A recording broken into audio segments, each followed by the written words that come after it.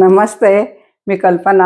आजीनातीच्या किचनमध्ये तुम्हा सर्वांचं स्वागत आणि मनापासून शुभेच्छा. आता मकर संक्रांत जवळ येते. त्या संक्रांतीला आपण तिळगुळाची पोळी करतो, शेंगदाण्याची पोळी करतो, कोण बेसन आणि तिळ एकत्र करून पोळ्या करतो. असे खूप प्रकार आहेत आपण संक्रांतीसाठी जी पोळी बनवतो त्यासाठी. तर मी आज फक्त शेंगदाणे घालून कशी बनवायची पोळी ते दाखवते. त्यासाठी मी ते घेतलंय गव्हाचं पीठ घेतलंय 1 बाउल. त्याच्यात घालायला मीठ घेतलंय थोडं. हे 150 ग्रॅम गोळ आहे. अर्धा किलो शेंगदाणे आहेत. आता संक्रांत म्हणल्यावर तीळ खाल्लेच पाहिजे म्हणून थोडे. आणि गुळाचा पदार्थ म्हणलं की त्याच्यात जायफळ येतं. 1 जायफळ घेतलंय, सुंठ आणि वेलची.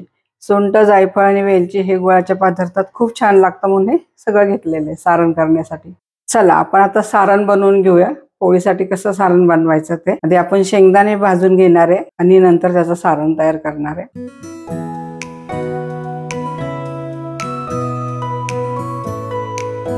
चला इथं आपले छान शेंगदाणे असे खरपूस भाजून झालेले आहेत. आता आपण गॅस बंद करू आणि शेंगदाणे गार होईपर्यंत आपण पीठ भिजून घेऊ. आपले शेंगदाणे गार होतात तोपर्यंत आपण जसं आपण पोळ्या चपाती करतो त्या पद्धतीनेच आपण पीठ मळणार आहे. जास्त घट्ट नाही, जास्त पातळ नाही. कसं मळायचं ते दाखव. इथं 1 बाउल मी गव्हाचं पीठ घेतलंय. थोडंसं मीठ टाकणार आहे आपण. गोड म्हणलं की थोडं मीठ छान लागतं. आता हे मीठ चांगलं मिक्स करून घेऊ. अगदी पोळ्यांसारखीच कणिक भिजवायची, जास्त हे नाही आहे. थोडं थोडं पाणी टाकून आपण हे पीठ मळून घेणार. असं छान पीठ मळून घ्यायचं. हे असे कणिक भिजवून घेणार आहे. घेतली आपण पोळ्यांसारखीच भिजवली आहे. जास्त घट्ट नाही, पातळ नाही. आपण पोळ्यांना भिजवतो अशीच भिजवली आहे. त्यात आपण 2 चमचे तेल टाकणार आहे. पुन्हा एकसारखं मळून घेणार. आपली अशी कणिक भिजवून झालेली आहे. आता आपण सारण करायला घेऊ. सारण होईपर्यंतच मुरवायची आपल्याला. शेंगदाणे पण चांगल्या साली काढून घेतल्यात आपण. आता हे आपण मिक्सरच्या भांड्यात टाकू. आता जे तीळ घेतले होते ते तीळ पण शेंगदाण्यामध्येच टाकणार आहे. हे फिरून घेऊ आता मिक्सरमध्ये आणि मग त्यात गूळ टाकू आपण. हे तीळ शेंगदाणे आपण मिक्सरमधनं काढून घेतले, जास्त बारीक केलेलं नाहीये. आता गूळ घातल्यावर पुन्हा एकदा फिरवणार आहे. आपण जेवढा गूळ घेतला, गोड तुमच्या ह्याच्यावर आहे. तुम्हाला जास्त लागत तर जास्त घाला. आता तीळ, शेंगदाणे आणि गूळ हे सगळं आम्ही मिक्सरमधलं काढलंय. कसं झालं बघू आपण. असं वाटून घेतलंय. सारण छान झालंय बघा. नुसतं शेंगदाण्याचेच छान लागतं, पण संक्रांतमुळे थोडेसे तीळ खायचे म्हणून बारीक वाटीत तीळ टाकलं होतं. काढून घेऊ आपण भांड्यामध्ये. हे सगळं मिक्सरच्या भांड्यातनं काढलं आपण. किती छान झालं आहे. ह्याची पोळी खूप छान लागते ही नुसत्या शेंगदाण्याची. त्याच्यात टाकणार वेलची पूड.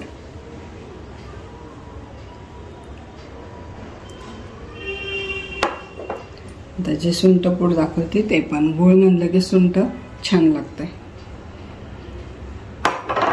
आणि हे जायफळ घेतलंय, थोडंसं जायफळ.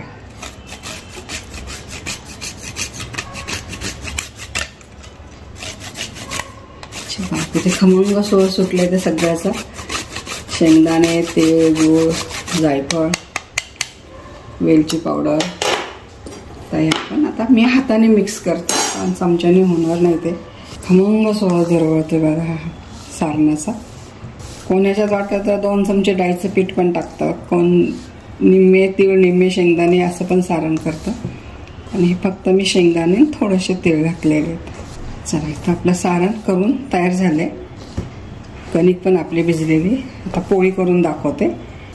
कणिक पण आपली छान भिजून झालेली बघा. अगदी पोळ्या करतो तशीच कणिक आहे, घट्ट नाही ना पातळ. चला आता आपण पोळी करायला घेऊ. ज्या पद्धतीने आपण पुरणपोळी करतो ना त्याच पद्धतीने करायचं. हे पण अशी पारी करून घ्यायची.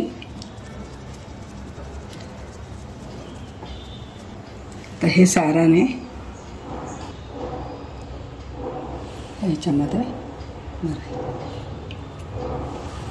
आणि असं अंगठ्याने प्रेस करत जायचं आहे.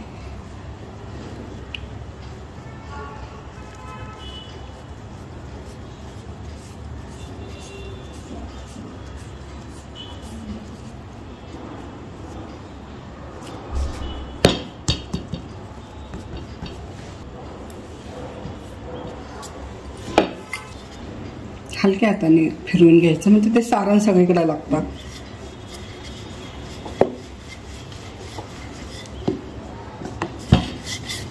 एकसारखी लाटून घ्यायची. आता तवा पण छान गरम झालाय. आता ही पोळी आपण भाजून घेऊ.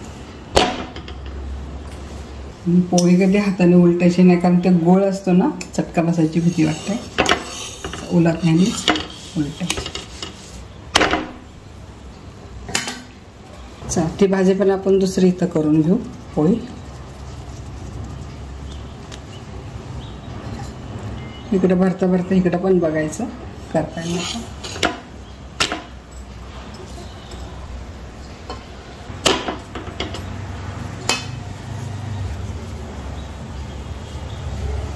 बघा कशी फुगली आहे पोळी.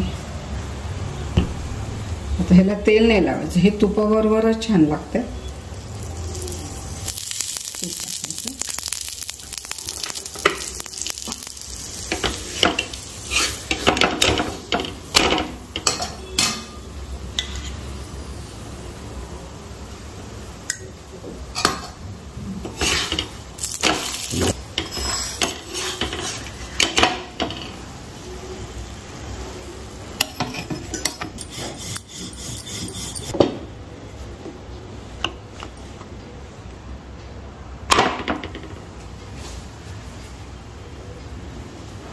एक सारखं असं मोठा गॅस करायचा आहे. मोठा गॅस केल्यानं गोळ्याच्या ह्यानी करपते. बारक्या ह्याच्यावरच आपण असं मंद आचेवर भाजून घेणार आहे.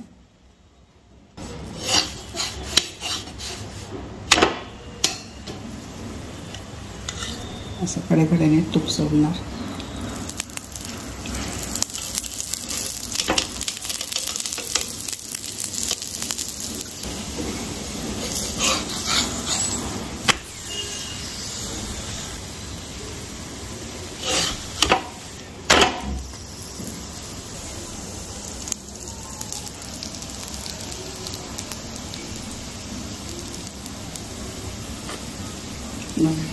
छान फुगली पोळी आपली. हे तुपाबरोबरच छान लागते खायला, तेल नाही लावत ह्याला.